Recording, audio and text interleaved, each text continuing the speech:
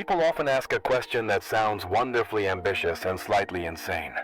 Alan, how can I never get angry or bothered by anyone ever again? They imagine a state of permanent inner sunshine, where no criticism stings, no traffic jam irritates, no rude comment leaves a trace. Perhaps you too have fantasized about becoming that unshakable sage who smiles serenely while the world misbehaves. But have you noticed that the more you try to be above it all, the more life sends you people who seem custom designed to push every button you have? My name is Alan Watts, and I've spent a fair bit of time watching human beings, including this one, get remarkably upset over the most peculiar things. A stranger's opinion, a delayed train, a loved one's tone of voice, all capable of turning a perfectly good morning into a tragic opera. In the middle of the last century, when the pace of life was slower and the news did not shout at you from a glowing rectangle in your pocket, people already came to me asking how to keep their peace. Today, with the volume of stimulus turned up to deafening levels, the question has only become louder. So let us begin with a small but important confession. If by never get angry you mean surgically removing certain emotions from your system, you are dreaming of becoming less than human. Anger, irritation, hurt. These are not foreign invaders. They are movements of energy in the great dance of being alive. The revolutionary suggestion is not that you should stop feeling them, but that you can stop being run by them. The art is not to become a stone, but to be as fluid as water, capable of reflecting everything, clinging to nothing. The central principle, then, is this. No one has ever made you angry.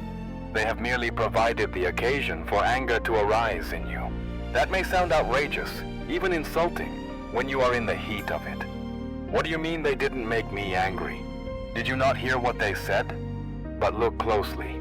Their words, gestures, actions are like vibrations in the air, patterns of movement. The explosion happens because those vibrations collide with your expectations, your self-image, your unexamined beliefs.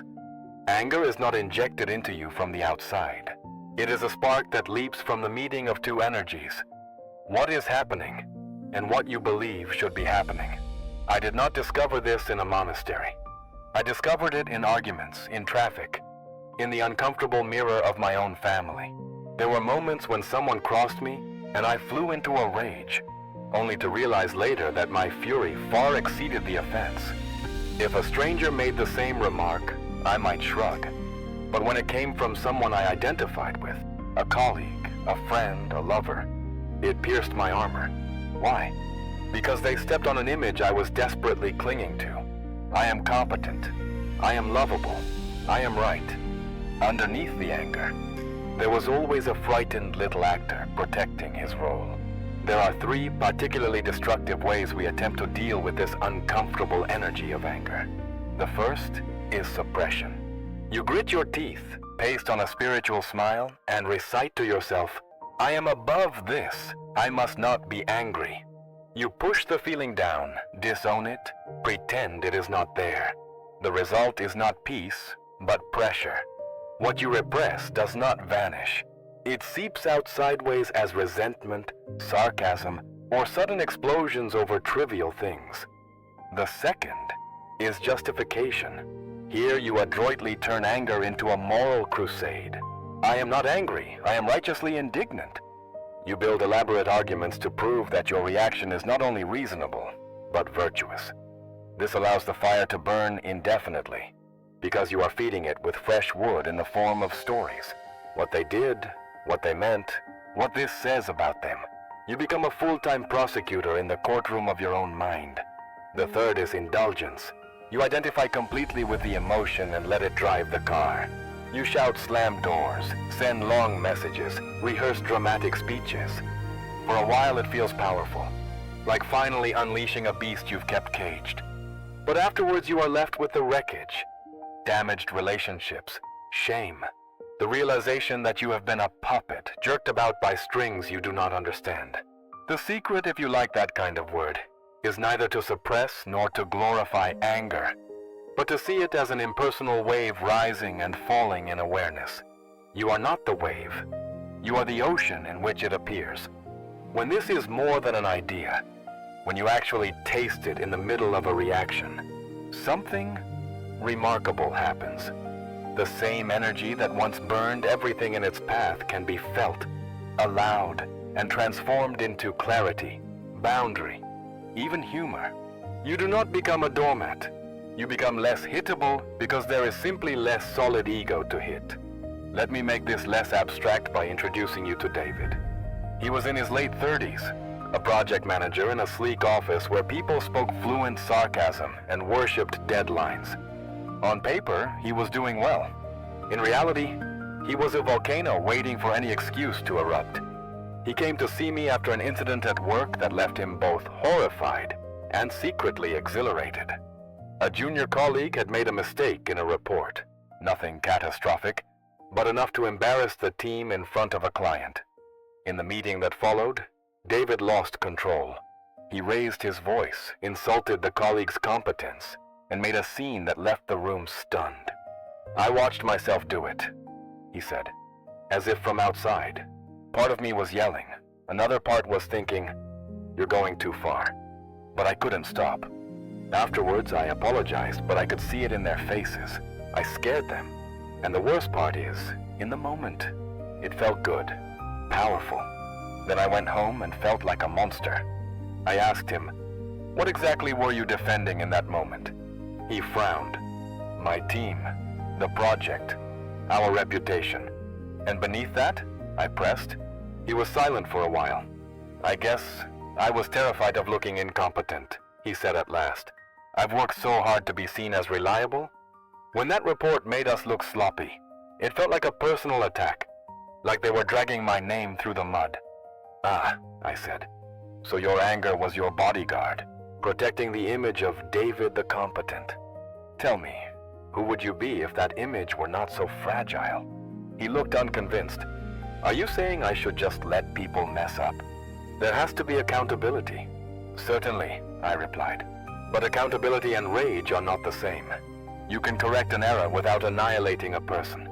The question is, can you see the difference between the clean energy of clear communication and the muddy energy of egoic anger?"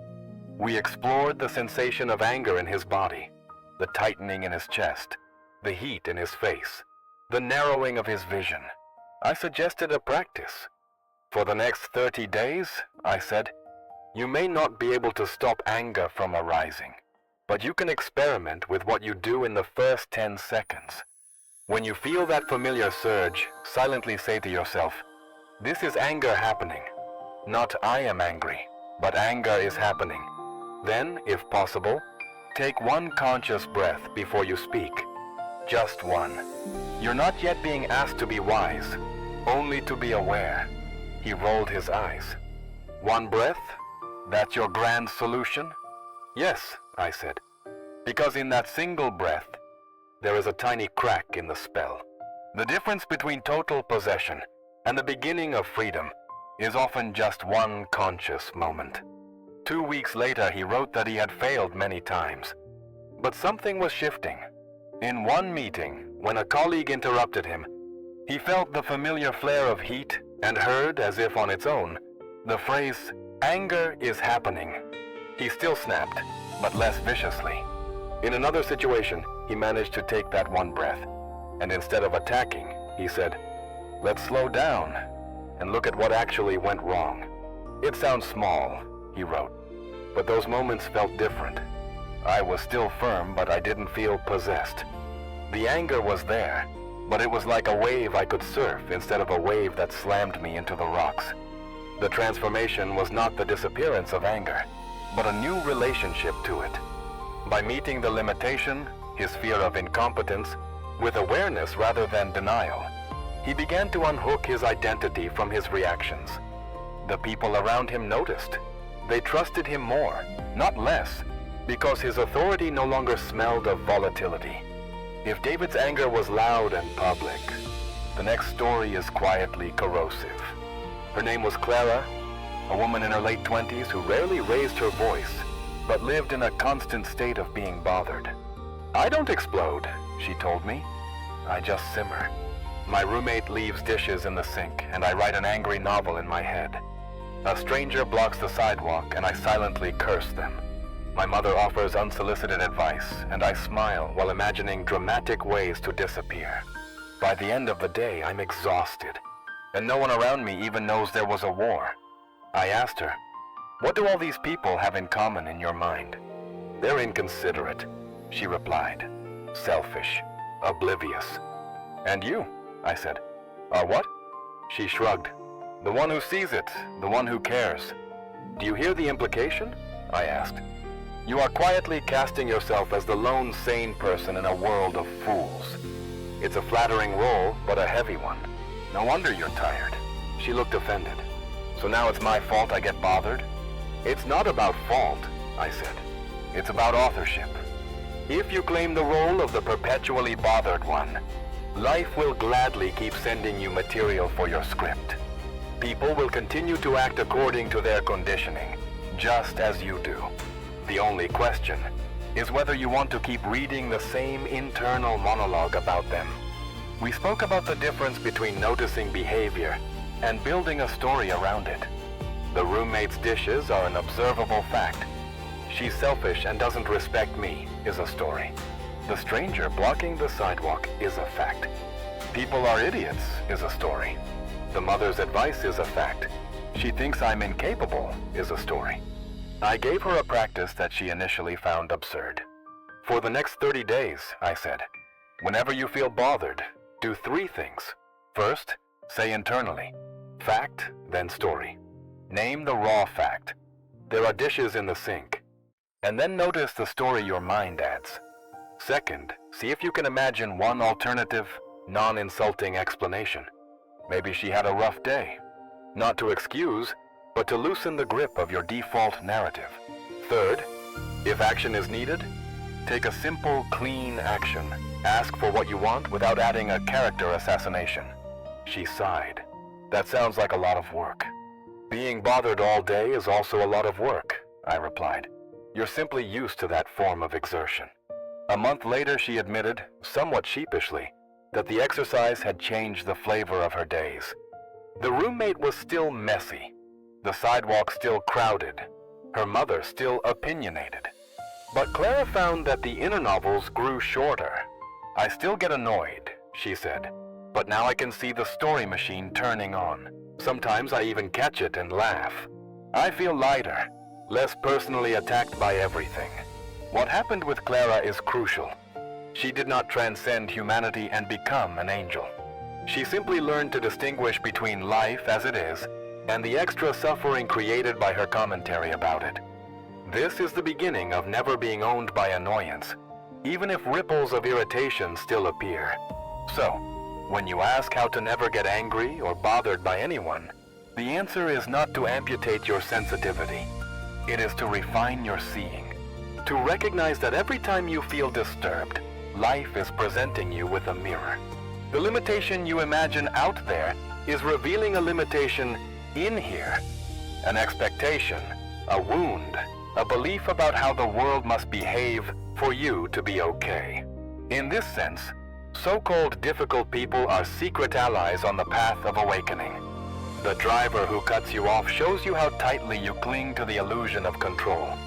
The rude clerk reveals your dependency on external politeness to feel dignified.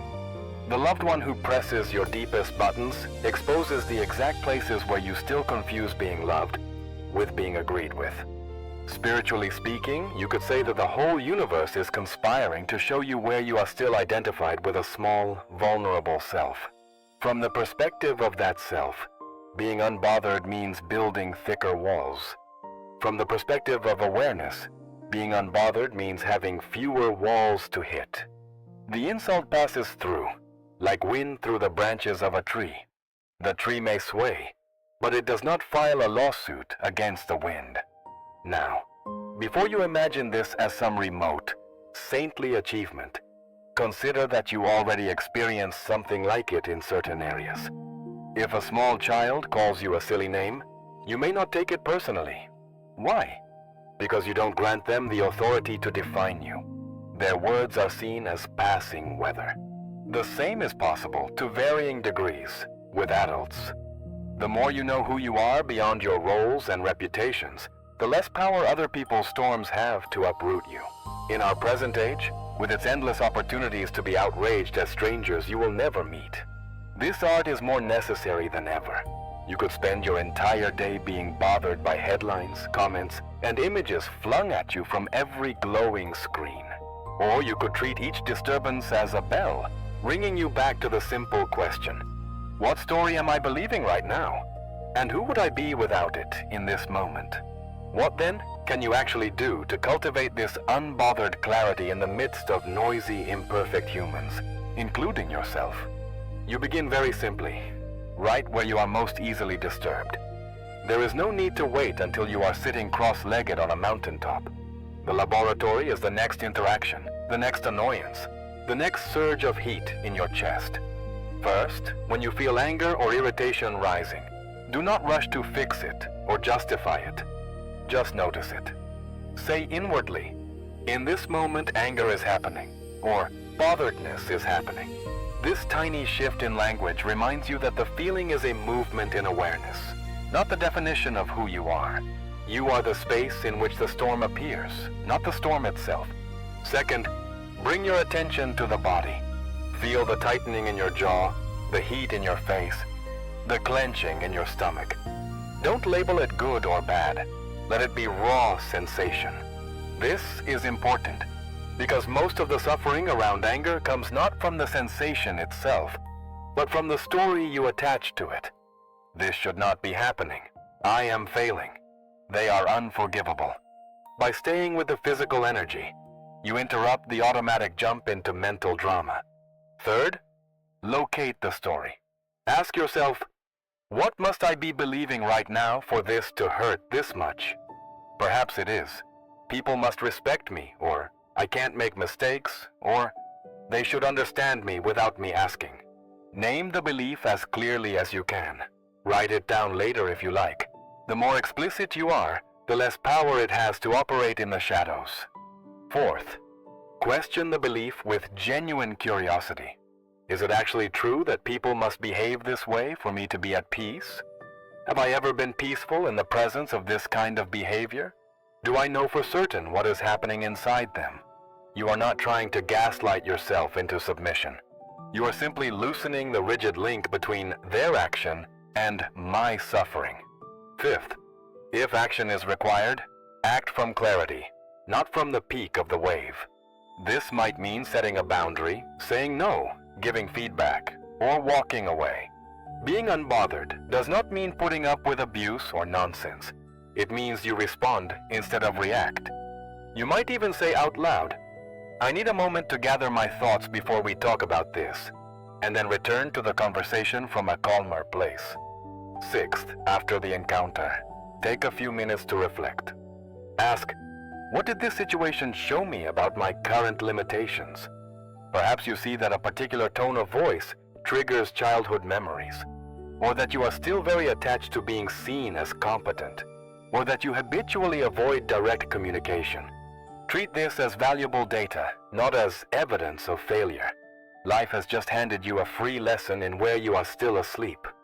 Seventh, cultivate a daily practice that strengthens your sense of being the ocean rather than the waves. This might be meditation, quiet walks without headphones, conscious breathing, or simply spending a few minutes each day watching your thoughts without following them. The more familiar you are with the background of awareness, the easier it becomes, in the heat of interaction, to remember, this too is just a passing pattern. I do not have to build a castle out of it. If you engage these 7 moves consistently, not perfectly but sincerely, you will notice that over time, the world loses some of its power to throw you off balance.